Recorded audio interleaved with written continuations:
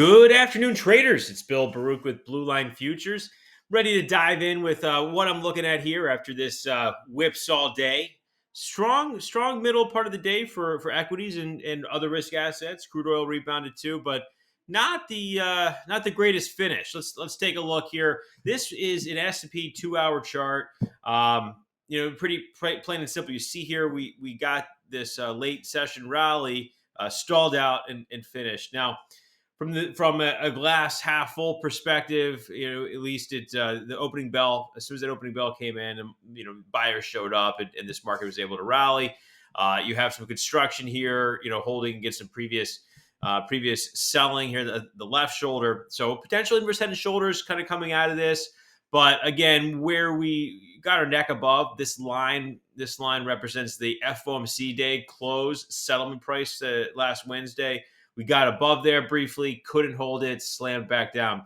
Now, it is my belief that if we can decisively get above here, close above here, it's going to pave the path to 3,900, which is that gap heading into FOMC week. So if you look at this here, this is quite a bit of ways to go.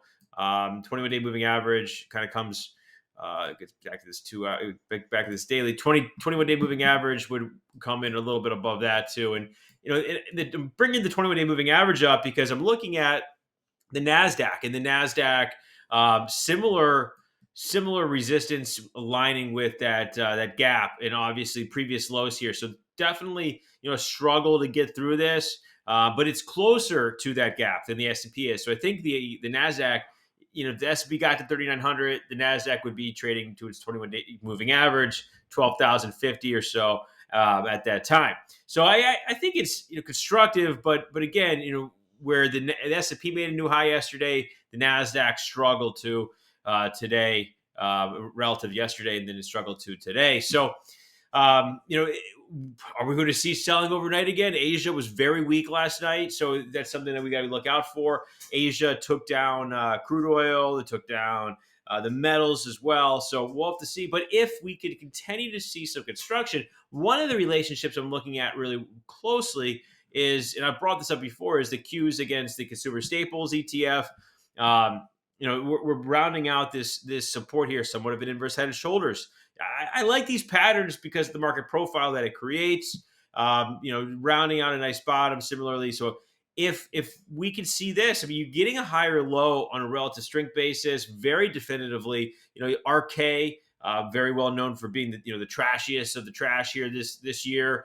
RK did not take out that May low either. So you're seeing some construction that does point higher, that where we can get in nice little rally going. But we do, what it comes down to is we have to see a strong close. And I highlighted that in our daily midday market minute video that I do too. So keeping an eye on this relationship. One of the reasons why I'm watching this relationship so closely as well is the S&P itself. If you back it out, it sort of is now in no man's land. It's arguably in an area here. We're below the 382 retracement, and we're below the previous low. So it's not looking pretty. It's not looking pretty at all. And same thing with the Nasdaq. It's not looking pretty here. We've broken down and we're below the previous lows. We're below the 50% now in the Nasdaq. Not looking pretty. So if that's the case, what's going to help us dig us out? Are we seeing outperformance in the biggest stocks? Remember, the biggest stocks, the FANG stocks, are the leaders here in the Qs. So they're the ones that are going to lead us out of this into a rally. Relative strength, you're going to see that against consumer staples, the safer assets. Those are likely going to be sold. So you get the bigger thrust burst higher in a relationship, and looking at this strength chart here. Now, I thought was also interesting is obviously look at the Dow. The Dow is not in no man's land. The Dow can, in some respects, is going to have those consumer staples that could be driving it a bit more. The Dow is at the COVID high and the 382 retracement. Got this a little backwards, but it is the 382 retracement that the Dow is holding at. So I think it's pretty constructive where the Dow is. And then if you get that outperformance again, if you get that outperformance in the Qs relative to the staples, I think that's extremely telling here. So the other thing that was very important today, I think, I can't go without pointing out, is the SPY. We had an outside bullish day. Very, very clear textbook outside bullish. This is a daily bar here, bullish candle where we opened up below the January 21st low, yesterday's low. We got out above yesterday's high and we just could not hold it. So that failed to bring that engulfing pattern. So that's something you can't ignore either on the day.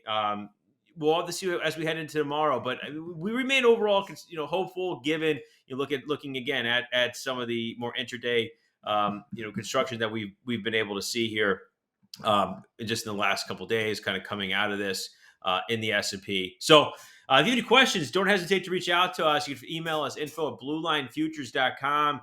Check our website out, bluelinefutures.com. But remember, futures trading involves substantial risk of loss. It is not suitable for all investors.